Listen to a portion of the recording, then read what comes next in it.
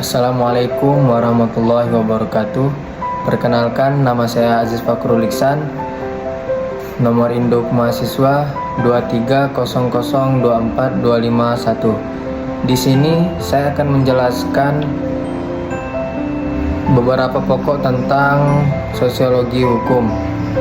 Di antaranya yaitu yang pertama, struktur sosial dan hukum, dan yang kedua, hubungan hukum, kekuasaan, dan ideologi, dan yang terakhir, hukum dan politik dalam penyelesaian konflik dalam mewujudkan keadilan. Terdapat Undang-Undang Nomor 6 Tahun 1974 tentang ketentuan-ketentuan pokok kesejahteraan sosial. Undang-undang ini berkaitan dalam struktur sosial dan hukum. Ada beberapa bagian di dalam struktur sosial dan hukum. Di antaranya yaitu kaidah-kaidah sosial dan hukum, lembaga-lembaga kemasyarakatan, kelompok-kelompok sosial dan hukum, lapisan-lapisan sosial dan hukum. Yang pertama yaitu kaidah-kaidah sosial dan hukum.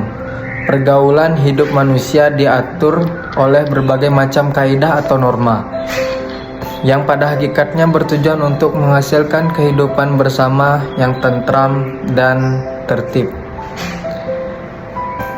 Kaidah-kaidah itu ada yang mengatur pribadi manusia dan terdiri dari kaidah kepercayaan dan kesusilaan. Kaidah kepercayaan bertujuan untuk mencapai suatu kehidupan yang beriman, sedangkan kaidah kesusilaan bertujuan agar manusia berakhlak dan mempunyai hati nurani yang bersih. Di lain pihak, ada kaidah-kaidah yang mengatur kehidupan antar manusia atau pribadi, yang berdiri dari kaidah-kaidah kesopanan dan kaidah hukum. Kaidah kesopanan bertujuan agar pergaulan hidup berlangsung dengan menyenangkan, sedangkan kaidah hukum bertujuan untuk mencapai kedamaian dalam pergaulan antar manusia. Adapun ciri-ciri kaidah hukum diantaranya yaitu hukum bertujuan untuk menciptakan keseimbangan antara kepentingan. Hukum mengatur perbuatan manusia yang bersifat lahiriah. Hukum dijalankan oleh badan-badan yang diakui oleh masyarakat. Hukum mempunyai berbagai jenis sanksi yang tegas dan bertingkat. Hukum bertujuan untuk mencapai kedamaian, ketertiban, dan ketentraman. Yang ketiga yaitu kelompok-kelompok sosial dan hukum. Menurut pendapat Aristoteles bahwa manusia itu adalah zoon politikon, di mana manusia itu akan membutuhkan orang lain dalam memenuhi kebutuhan hidupnya. Dan yang terakhir yaitu lapisan-lapisan sosial dan hukum. Dalam lapisan-lapisan sosial dan hukum terdapat dua lapisan dalam masyarakat, yaitu golongan atas dan golongan bawah. Dijelaskan bahwa golongan atas jumlahnya lebih sedikit dibandingkan golongan bawah, karena golongan atas jelas-jelas memiliki kemampuan yang lebih banyak dan dianggap suatu hal yang terpenting dalam kehidupan masyarakat. Yang keempat, ini adalah bagian yang terakhir, lapisan-lapisan sosial dan hukum. Dalam lapisan masyarakat terbagi menjadi dua golongan, yaitu golongan atas dan golongan bawah. Dijelaskan di sini bahwa golongan atas lebih sedikit dibandingkan golongan bawah, karena golongan atas jelas-jelas memiliki kemampuan dalam kehidupan bermasyarakat, dan golongan atas yang memiliki kemampuan yang lebih tadi akan terwujud kepada kekuasaan yang tentunya dapat menentukan berjuta-juta kehidupan manusia.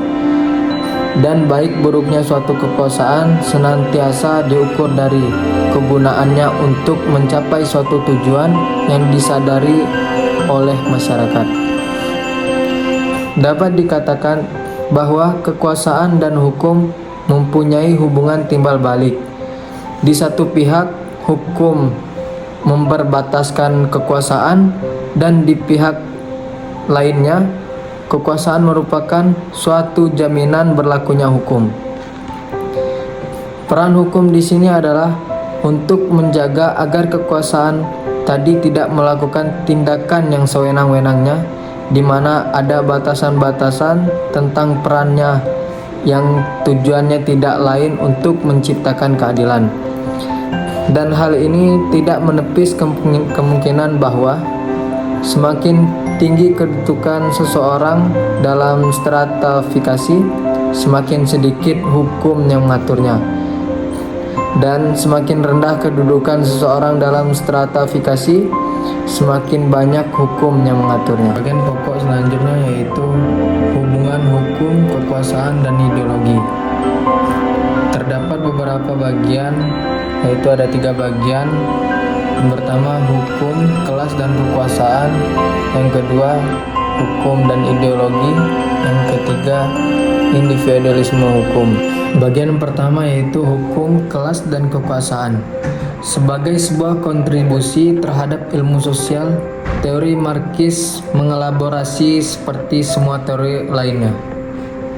Implikasi-implikasi dari perspektif tertentu yang bersifat parsial dalam kehidupan sosial. Dalam analisis hukum, masalah utama yang diusungnya adalah masalah-masalah tentang hubungan antara hukum dan kelas serta hakikat ideologi. Hukum menggilas kaum miskin dan kaum kaya menguasai hukum. Menurut Oliver Goldsmith, ia merupakan salah seorang penyair abad ke-19. Banyak teori konflik sosiologis mengandalkan pada identifikasi yang sama. Sebuah tindakan akan didefinisikan sebagai tindak pidana jika kepentingan kelas penguasa mendefinisikannya sedemikian. Dan pernyataan-pernyataan yang yudisial pada berbagai zaman membuat pernyataan Marx yang menyebut bahwa jurisprudensi Anda tak lain adalah kehendak dari kelas yang Anda buat menjadi hukum bagi semua kelas. Memang konsep kelas sekarang digunakan secara lulus dalam sosiologi untuk mencakup kelompok pekerja dan tingkat penghasilan atau hanya kelompok pekerjaan saja, tetapi konsensus kelas menjadi tumpang tindih ketika digunakan dalam teori ini. Dari itu menjelaskan proses-proses yang dengannya digunakan berbagai macam faktor ini bekerja. Kekuasaan dan hukum merupakan hal yang memiliki relevansi yang kuat. Jika hukum tanpa kekuasaan adalah lumpuh, namun kekuasaan tanpa hukum merupakan kekuasaan belaka. Hukum dan kekuasaan sebagai dua sistem kemasyarakatan. Hukum dan kekuasaan sangat erat kaitannya, manakala ketika hukum tidak selalu dapat sebagai penjamin kepastian hukum, penegak hak-hak masyarakat atau penjamin keadilan. Hukum memerlukan suatu kekuasaan untuk mendukungnya. Ciri utama inilah yang membedakan antara hukum di suatu pihak dengan norma-norma sosial lainnya dan norma agama. Kekuasaan itu diperlukan karena hukum bersifat memaksa. Kekuasaan mempunyai peranan yang dapat menentukan nasib berjuta-juta manusia. Kekuasaan seringkali disamakan dengan konsep politik, bahkan banyak yang beranggapan bahwa kekuasaan adalah politik. Begitu pentingnya peranan kekuasaan dalam masyarakat, baik yang masih sahaja maupun yang sudah besar atau rumit susunannya menyebabkan munculnya penilaian baik atau buruknya harus diukur dengan kegunaannya untuk mencapai suatu tujuan yang sudah ditentukan atau disadari oleh masyarakat. Yang kedua adalah hukum dan ideologi. Ideologi adalah sebuah konsep yang luas dalam ruang lingkupnya dan juga lebih spesifik daripada konsep-konsep dalam konsensus kemasyarakatan dan simbol-simbol sosial yang digunakan sebelumnya. Eksistensi dari sebuah ideologi yang meresap dan mengontrol di dalam sebuah masyarakat tidak menjamin konsensus, tetapi hanya sekedar membatasi perlawanan di dalam batasan-batasan tertentu. Hal ini karena ia memberikan kerangka pemikiran yang di dalamnya individu dan kelompok sosial menginterpretasikan hakikat dan konflik-konflik di mana mereka terlibat di dalamnya, serta melihat dan memahami berbagai kepentingan yang berusaha mereka dukung. Ideologi hukum selanjutnya dapat dipandang bukan sebuah doktrin hukum itu sendiri, tetapi sebagai bentuk-bentuk kesadaran sosial yang tercermin di dalam dan diekspresikan melalui doktrin hukum. Tugas dari analisis terhadap ideologi hukum adalah untuk menjelaskan hakikatnya, sumber-sumber dan pengaruhnya di dalam masyarakat tertentu. Teori Marxis menunjukkan secara umum 3 macam pendekatan terhadap penjelasan mengenai sumber-sumber dan fungsi-fungsi sosial doktrin hukum dan gagasan-gagasan yang terdapat di dalam masyarakat kapitalis, yakni pendekatan ekonomi Dravidian. Bentuk hukum adalah refleksi dan ekspresi dari karakteristik-karakteristik esensial dari struktur ekonomi. Hukum akan menjadi otonom dari ekonomi hanya dalam pengertian yang sangat terbatas. Pendekatan strukturalis. Hukum dan bentuk dominan ideologi di dalam sebuah masyarakat pada suatu momen historis tertentu dianggap sebagai sebuah struktur yang tercipta dari berbagai tingkatan yang secara relatif independen adalah ekonomi, ideologi, dan politik. Tetapi semua tingkatan ini disatukan oleh mode produksi dominan, misalnya kapitalis atau feodal, dan dari mode produksi ini sifatnya dasarnya sendiri pada akhirnya ditentukan oleh struktur ekonomi. Pendekatan kelas instrumentalis. Hukum dan ideologi dominan dapat dipahami sebagaimana dipahami untuk dibangun dan didukung atas perintah dari kelas yang dominan, yang kepentingan-kepentingan dominannya dilayani dan nilai-nilai dan keyakinan tercermin dalam ideologi dominan. Bagian yang ketiga, ini bagian yang terakhir, individualisme hukum. Apapun masalah dalam usaha pasukanis untuk mengidentifikasikan karakteristik spesifik dari doktrin hukum di dalam masyarakat barat,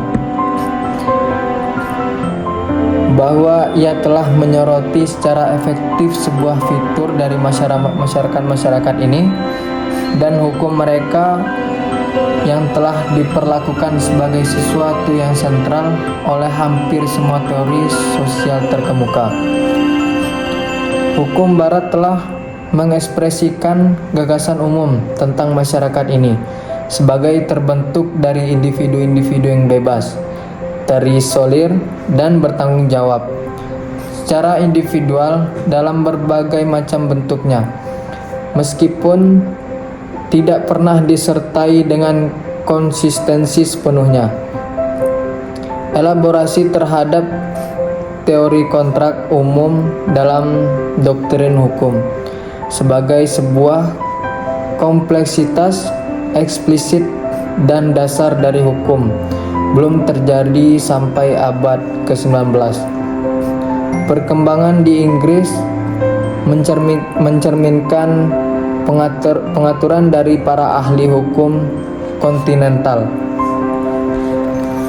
Namun, ideologi kontrak sebagai sebuah bentuk tawar-menawar bebas daripada individu sudah sejak lama menjadi suatu signifikan baik secara sosial maupun politis di Inggris daratan. Perjalanan individualisme ini berbeda-beda dalam berbagai bidang hukum. Dan selama 1875, kontrak ketenaga kerjaan di dalam hukum Inggris dipandang sebagai tawar-menawar yang serta secara hukum. Sampai dikeluarkan Undang-Undang Konspirasi dan Perlindungan Properti. Pada tahun tersebut adalah sebuah pelanggaran pidana bagi pekerja, tetapi tidak bagi pengguna tenaga kerja. Jika melakukan tindakan yang melanggar kontrak ketenaga kerjaan, dalam hukum tenaga kerja modern, kontrak tenaga kerja dilihat sebagai notif individualisme yang dilapisi dengan tambahan peraturan hukum pada konflik generasi antara kelompok-kelompok yang terorganisir. Bagian pokok yang terakhir, hukum dan politik dalam penyelesaian konflik dalam mewujudkan keadilan. Terdapat 3 bagian di dalamnya. Yang pertama, kondisi politik, hukum, ekonomi, dan budaya di Indonesia. Yang kedua, hukum dan penyelesaian konflik sosial. Dan yang terakhir, mewujudkan keadilan bagi seluruh rakyat Indonesia. Yang pertama, kondisi politik, hukum, ekonomi, dan budaya di Indonesia. Politik adalah permainan kekuasaan. Dalam masyarakat tidak berhukum, melarat, dan berbudaya rendah pun, politik tetap ada. Di dalamnya terdapat segala cara untuk meningkatkan kekuasaan individu atau kelompok. Hukum adalah pelembagaan aturan. Ketika masyarakat menyadari bahwa kekuasaan individu perlu dikontrol oleh hukum, maka hak dan kewajiban tidak ditentukan oleh yang berkuasa, melainkan oleh yang diakui bersama sebagai suatu kebenaran. Ekonomi adalah sistem yang mengatur pemikiran hak untuk berpindah dari satu individu kepada individu lain. Budaya adalah nilai-nilai bersama dari suatu masyarakat yang berkembang sejalan dengan kesadaran masyarakat tentang hal yang baik, luhur, indah, dan sebagainya. Di dalamnya termasuk nilai-nilai moral, agama, sopan santun, seni, pendidikan, dan sebagainya. Keempat hal tersebut merupakan indikator kesuksesan dalam sebuah masyarakat atau suatu bangsa. Masing-masing berurutan dan secara umum tidak bisa dibolak-balik, namun satu sama lain saling mempengaruhi. Di dalam kata budaya terkandung supremasi perkembangan manusia dalam tahap perkembangan paling tinggi. Hukum tidak mungkin dapat dipisahkan dengan politik, terutama pada masyarakat yang sedang membangun, di mana pembangunan membutuhkan keputusan politik, sedangkan pembangunan jelas-jelas membutuhkan legalitas dan sektor hukum. Hukum represif yaitu hukum yang merupakan alat kekuasaan represif. Hukum represif banyak mengandalkan paksaan tanpa memikirkan kepentingan yang ada di pihak rakyat. Perhatian paling utama hukum represif adalah dengan terpeliharanya dan diterapkannya tata tertib, ketenagaan umum, pertahanan otoritas, dan penyelesaian pertikaian. Pada umumnya, hukum represif menunjukkan ciri sebagai berikut. Yang pertama, institusi hukum langsung terbuka bagi kekuasaan politik. Hukum diidentikan dengan ration diet.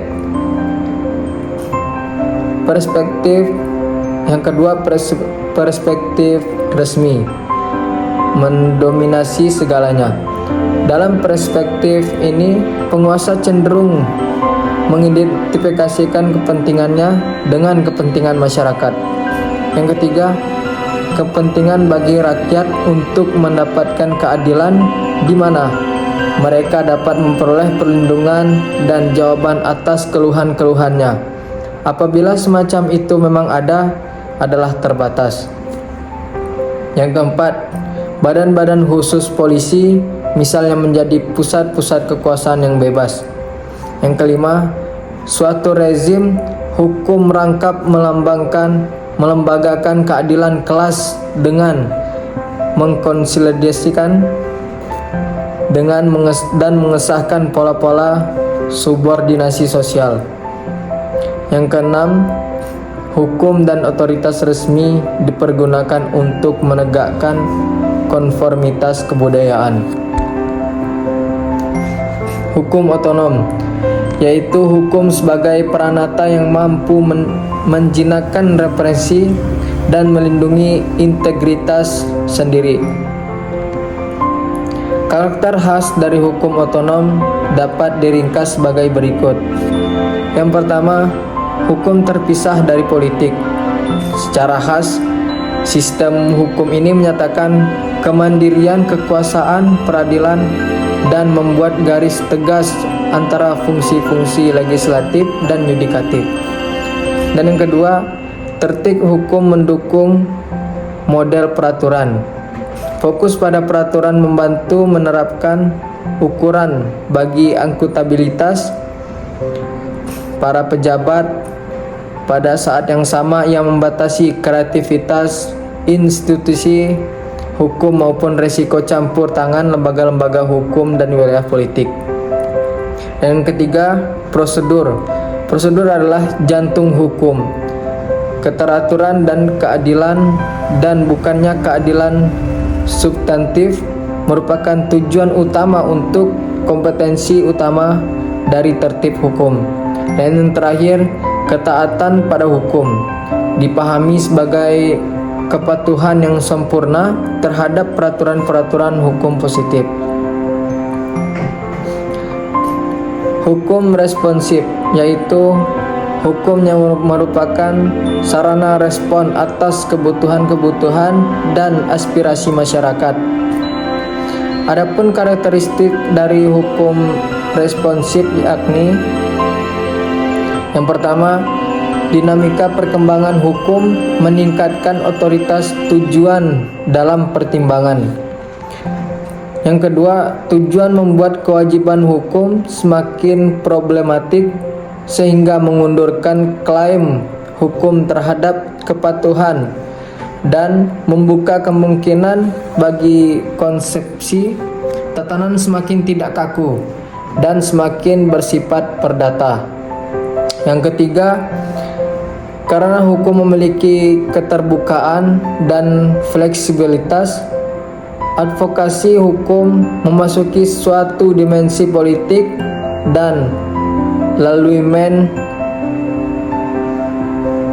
meningkatkan kekuatan-kekuatan yang dapat membantu mengoreksi dan mengubah institusi hukum, yang juga mengancam memperlemah integritas institusional. Di dalam lingkungan yang penuh tekanan, otoritas yang berkelanjutan dari tujuan hukum dan integrasi dari tatanan hukum tergantung pada model institusi hukum yang lebih kompeten. Yang ketiga, yang terakhir, mewujudkan keadilan sosial bagi seluruh rakyat Indonesia.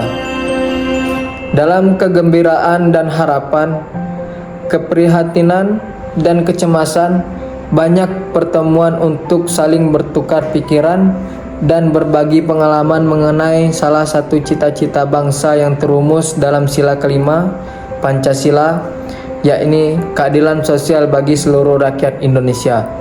Karena bidang ini amat luas pembahasannya, dipusatkan pada keadilan dalam aspek sosial politiknya. Segi ini dinilai paling sesuai dengan tuntunan keadaan saat ini. Politik merupakan tugas luhur untuk mengupayakan dan mewujudkan kesejahteraan bersama. Tugas dan tanggung jawab itu dijalankan dengan berpegang pada prinsip-prinsip hormat terhadap martabat manusia, kebebasan, keadilan, solidaritas, fairness, demokrasi, kesetaraan, dan cita rasa tanggung jawab dalam hidup masyarakat, berbangsa dan bernegara. Tetapi dalam banyak bidang, prinsip-prinsip itu tampaknya makin diabaikan, bahkan ditinggalkan oleh banyak orang, termasuk oleh politisi, pelaku bisnis, dan pihak-pihak yang punya sumber daya serta berpengaruh di negeri ini. Yang berlangsung sekarang, politik hanya dipahami sebagai sarana untuk mencapai dan mempertahankan kekuasaan, atau menjadi ajang pertarungan kekuatan dan perjuangan untuk memenangkan kepentingan kelompok. Keadaan yang memprihatinkan di atas perlu dipandang dan diterima sebagai tantangan untuk terus berjuang penuh harapan, bekerja sama dan solider membangun masa depan yang lebih adil dan sejahtera. Dalam membangun masa depan itu perlulah dicari akar-akar masalahnya. Akar yang terdalam ialah iman tidak lagi menjadi sumber inspirasi bagi kehidupan nyata.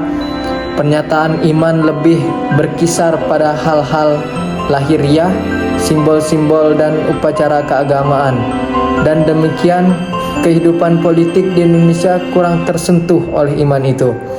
Salah satu akibatnya ialah lemahnya pelaksanaan etika politik yang hanya diucapkan di bibir tetapi tidak dilaksanakan secara konkret. Politik tidak lagi dilihat sebagai upaya mencari makna dan nilai atau jalan bagi pencapaian kesejahteraan bersama. Maka diperlukan perobatan, yaitu perubahan dan pembaruan hati serta budi, seperti diserukan oleh para nabi dan rasul yang diutuskan oleh Allah ke dunia ini untuk memberikan petunjuk yang benar. Mungkin cukup sekian dari saya dalam menjelaskan beberapa pokok dalam sosiologi hukum. Semoga ini bermanfaat. Saya akhiri, wabillahi taufiq wal hidayah. Wassalamualaikum warahmatullahi wabarakatuh.